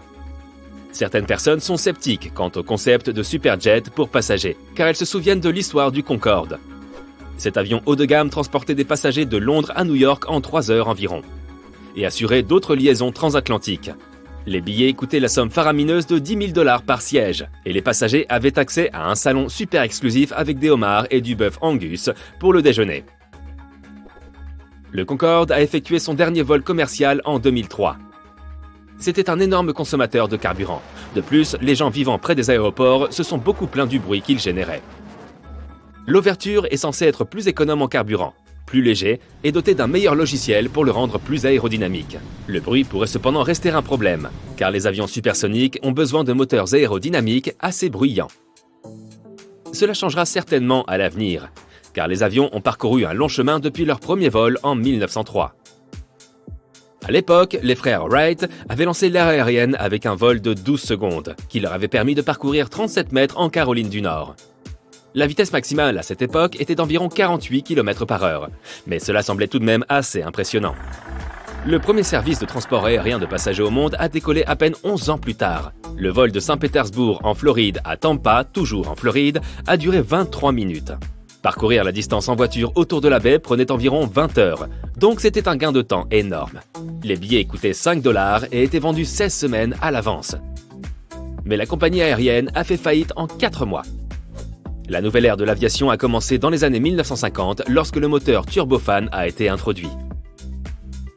Cela a été rendu possible par l'utilisation de matériaux thermorésistants et des systèmes complexes de refroidissement par air. Les avions sont aussi devenus plus légers car ils étaient fabriqués en matériaux composites. Les ailes se sont aussi améliorées au fil des années. Mais c'est le profil aérodynamique, c'est-à-dire la partie grâce à laquelle l'air se déplace plus vite au-dessus de l'aile qu'en dessous, qui a vraiment changé la donne. Grâce à lui, les avions gardent une faible vitesse au décollage, ce qui signifie qu'ils se déplacent en douceur et consomment moins de carburant. L'avion le plus rapide du monde à ce jour est le North American X-15. Il était propulsé par une fusée et fabriqué en aluminium et en titane. Une énorme queue triangulaire l'aidait à rester stable à cette vitesse extrême. L'avion fusée a établi le record d'altitude du monde en atteignant une altitude de 108 000 mètres. Et le plus impressionnant, c'est que c'était en 1967. Alors, si c'était déjà possible à l'époque, pourquoi ne volons-nous pas tous en avion fusée, ou au moins en avion supersonique, surtout pour les vols longue distance ? En termes de vitesse, les avions de ligne sont toujours au même point qu'il y a 50 ans. Principalement parce qu'une plus grande vitesse rendrait les vols beaucoup plus chers. Voler plus vite signifie brûler plus de carburant. De plus, les moteurs supersoniques sont chers à produire et à entretenir. Les forces naturelles sont une autre raison. Les vents affectent la vitesse d'un avion et aucune technologie ne peut contrôler le vent. Un fort vent arrière peut l'aider à avancer à une plus grande vitesse, tandis qu'un vent de face peut le ralentir considérablement. Les avions volent le plus souvent à des altitudes allant jusqu'à 11 000 mètres. Là-haut, l'air est plus fin, ce qui signifie qu'il y a moins de résistance, et un avion peut voler plus vite et économiser du carburant. De plus, les températures plus basses rendent les moteurs à réaction plus efficaces. Un autre avantage de voler dans cette partie de l'atmosphère est qu'il y a moins de turbulences. Donc, les vols sont plus fluides. Les jets privés ne peuvent pas voler aussi haut. Ils sont plus petits et leurs moteurs ne sont pas assez puissants pour atteindre une telle altitude. Ils s'en tiennent donc à environ 4500 mètres. Tu as déjà remarqué ces traînées blanches que les avions laissent derrière eux ? Leur nom officiel est traînée de condensation. Elles se forment comme des nuages artificiels. Lorsque l'avion atteint son altitude de croisière, les températures deviennent très basses, environ -55 degrés Celsius, et l'eau se transforme en particules de glace. Plus le taux d'humidité est élevé, plus ces traînées grossissent. Et tu peux encore les voir très longtemps après la disparition de l'avion. Ainsi, des traînées de condensation épaisses et longues peuvent être le signe d'une tempête à venir. Parfois, les traînées de condensation peuvent même être colorées. Les gouttelettes d'eau qui se forment dans l'atmosphère peuvent geler en différentes tailles. Elles reflètent alors la lumière du soleil à différentes longueurs d'onde, ce qui provoque l'effet d'un arc-en-ciel. Lorsque toutes les couleurs se mélangent, on obtient du blanc, la couleur de traînée la plus courante. Les avions ne décollent pas avec le vent, mais face à lui. C'est un peu comme un cerf-volant. Pour le faire voler, il faut le lancer contre le vent. C'est parce qu'il y a 4 forces de vol. La portance, le poids, la poussée et la traînée. La portance est générée car la vitesse de l'air est plus élevée au-dessus du cerf-volant qu'en dessous. Le cerf-volant est alors poussé vers le haut. Traverser un orage est une expérience plutôt effrayante. Mais est-ce vraiment aussi dangereux que ça en l'air ? En fait, les moments les plus critiques par temps venteux sont le décollage et l'atterrissage. Les constructeurs d'avions testent leurs appareils et spécifient les limites de vitesse auxquelles les pilotes doivent se déplacer dans différentes conditions météorologiques. Dans certains aéroports, les vents sont assez violents toute l'année, si bien que l'atterrissage peut être assez houleux. Il faut être un vrai pro du pilotage pour atterrir lorsque le vent balaie la piste de travers. Parfois, le vent change inopinément de vitesse et de direction. Le pilote doit alors vraiment savoir ce qu'il fait. Sinon, le risque de sortie de piste est bien réel. La chaleur extrême est une autre condition météorologique qui peut empêcher un avion de voler. Les avions volent en générant de la portance avec leurs ailes. L'air situé sous les ailes fait décoller l'avion. En cas de chaleur extrême, un avion ne peut pas produire autant de portance. C'est parce que l'air chaud se dilate et devient beaucoup moins dense que l'air froid. Avec moins de portance, l'avion peut avoir beaucoup de mal à décoller et à voler. L'électronique ne réagira probablement pas à la chaleur ou à l'humidité extrême, et le système de climatisation risque de tomber en panne. Les petits jets ne peuvent pas fonctionner à une température supérieure à 48 degrés Celsius. Les avions Airbus et Boeing, plus gros, ont de meilleures performances en dessous de 52 degrés Celsius. Ces carillons mystérieux que tu entends pendant le vol sont une sorte de langage secret que l'équipage utilise pour communiquer. Le carillon que tu entends peu après le décollage informe l'équipage que le train d'atterrissage est en train de se rétracter. Un carillon unique pendant le vol est le signe qu'un des passagers a besoin de l'aide de l'équipage. Lorsque les hôtesses servent les repas et qu'elles sont à court de nourriture ou de boissons, elles peuvent demander à leurs collègues de les dépanner en utilisant un combo de carillons aigus et graves. 3 tonalités basses signifient que de sérieuses turbulences approchent, et que les membres d'équipage doivent donc s'asseoir et boucler leur ceinture. As-tu déjà remarqué la lumière clignotante dans la cabine avant le décollage? Tu n'as pas à t'inquiéter. Cela se produit lorsque le pilote déconnecte l'avion du réseau électrique de l'aéroport et passe à celui de bord. Cette transition rapide peut provoquer des clignotements. Pourquoi les chats aiment-ils lécher les humains? Il y a plusieurs raisons potentielles à cela. Premièrement, ils recueillent des informations biochimiques sur ta peau. Ils peuvent aussi te marquer comme l'une de leurs possessions. Admets-le, cela ressemble totalement à un comportement de chat. Et il se pourrait aussi qu'ils te fassent simplement savoir qu'ils te font confiance. Ou au moins, te montrer qu'ils ne te considèrent pas comme une menace ou un rival potentiel. Pourquoi les bananes deviennent-elles plus sucrées en mûrissant? Les fruits ne dispersent pas leurs graines au hasard, ils le font lorsque les animaux les mangent. À un certain stade, ils augmentent soudainement leur teneur en sucre, ce qui incite les animaux à les manger à ce moment-là. Plus précisément, lorsque leurs graines sont mûres. Les graines mûres ont développé des revêtements spéciaux qui les protègent lorsqu'elles passent dans le système digestif des animaux. Pourquoi notre peau est-elle fripée après avoir passé du temps dans l'eau? Après 5 à 10 minutes dans la baignoire, tu remarqueras que de petites rides se forment sur tes pieds et tes mains. Les scientifiques supposent que cela pourrait être la façon dont notre corps obtient une meilleure adhérence lorsqu'il est immergé dans un environnement glissant. Nos doigts ridés améliorent notre prise sur les objets immergés ou mouillés. De plus, ils canalisent l'eau de façon similaire aux bandes de roulement pour la pluie sur les pneus de voiture. Lorsque tu manges quelque chose de très acide, tu ne le sens pas seulement sur ta langue, parfois tout ton visage semble se contracter pour que tout le monde autour puisse voir que tu passes un mauvais moment.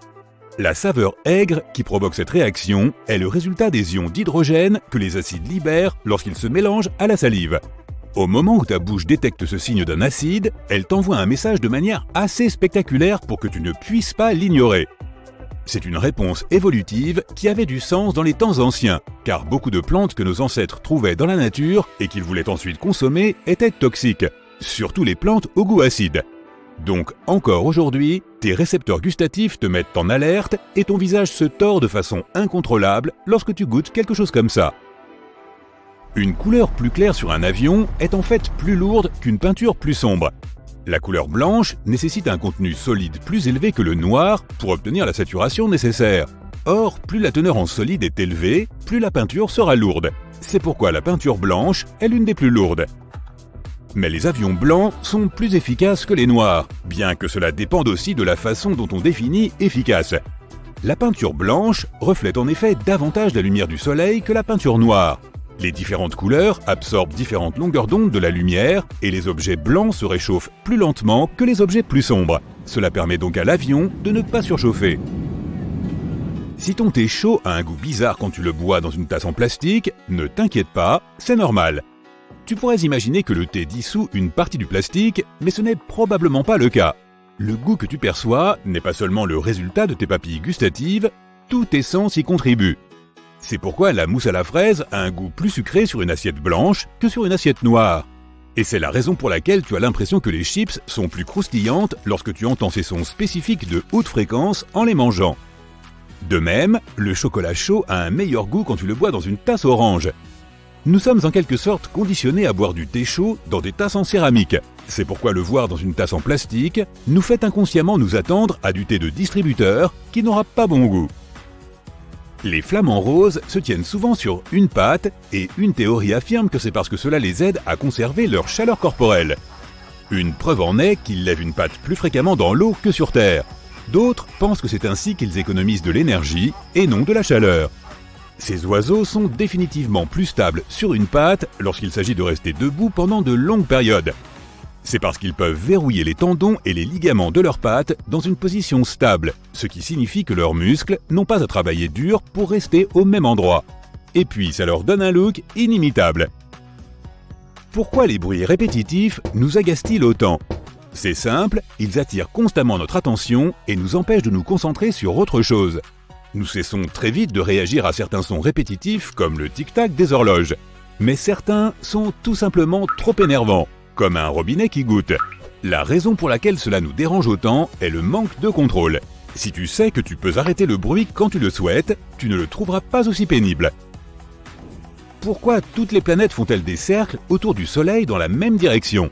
Ce serait génial de revenir 4,6 milliards d'années en arrière. Tu pourrais voir que l'espace n'était pas vide à l'époque, même si notre système solaire n'était pas encore formé. Il y avait un nuage de poussière et de gaz à l'endroit où, aujourd'hui, se trouve notre Soleil et les planètes.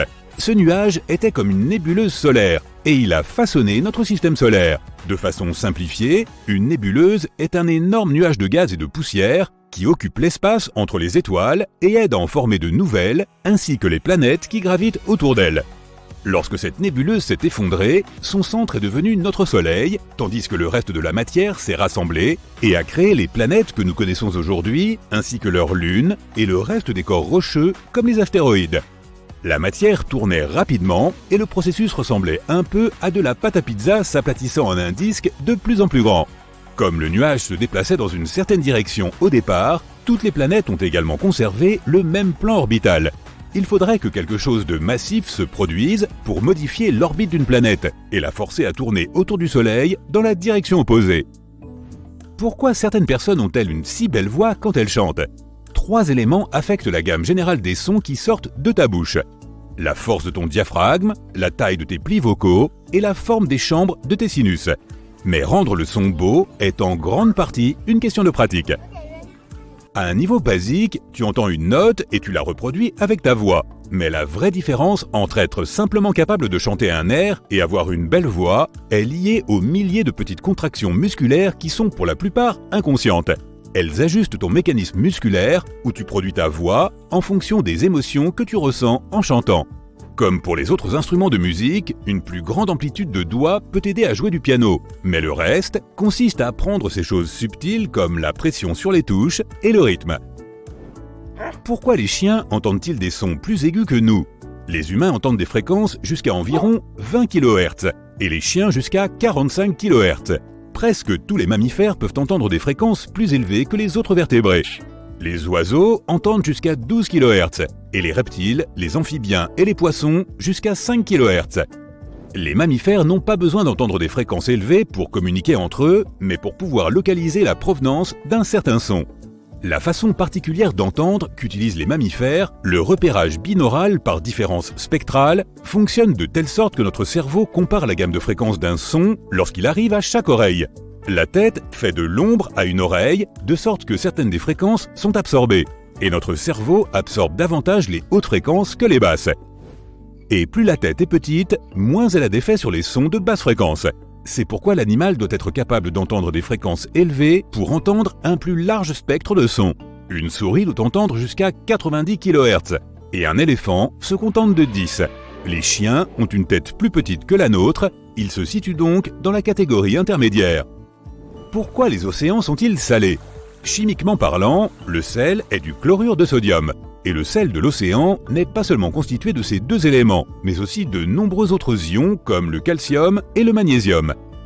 La plupart d'entre eux commencent comme des roches sur la terre ferme. Certains facteurs, comme le vent et la pluie, érodent ces roches, ce qui signifie qu'elles les usent progressivement. On peut donc dire que la plupart du sel de l'océan provient de roches. Les minéraux de ces roches sont lessivés dans les ruisseaux et les rivières qui transportent les sels dans l'océan. Environ 85% des ions présents dans l'océan sont du sodium et du chlorure, tandis que le magnésium et le sulfate représentent environ 10%. Et une partie du sel qui se retrouve dans l'océan n'y reste pas. Les animaux en consomment une grande partie. Mais grâce à un apport régulier d'eau de ruissellement provenant de la surface, les niveaux de salinité sont à peu près constants. L'océan tire également son sel d'une autre source, les fluides hydrothermaux. Le magma provenant des profondeurs de la croûte terrestre chauffe les évents des profondeurs. Lorsqu'ils sont suffisamment chauds, ils entraînent des réactions chimiques entre l'eau de mer et tous les minéraux des roches autour des évents. C'est pourquoi chaque partie de l'océan est salée, mais le niveau de salinité dépend de l'endroit où tu te trouves dans le monde.